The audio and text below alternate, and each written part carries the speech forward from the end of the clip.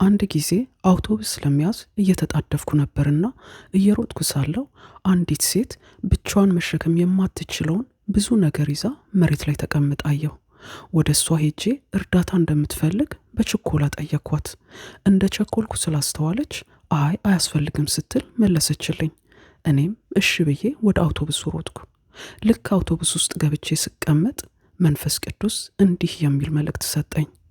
ገላትያ ምዕራፍ 6 ቁጥር 2 ከእናንተ እያንዳንዱ የሌላውን ከባድ ሸክም ይሸከም፣ በዚህ አይነት የክርስቶስን ሕግ ትፈጽማላችሁ ሲል በዚህ ቃል ተናገረኝ።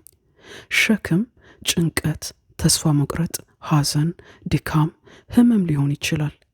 የሌላውን ከባድ ሸክም እንሸከም፣ ሸክማቸውንም ይዘን በእግዚአብሔር ፊት እንቅረብ። በዚህ አይነት የክርስቶስን ሕግ እንፈጽማለን። ይህ ማለት የዮሐንስ ወንጌል ምዕራፍ 13 ቁጥር 34።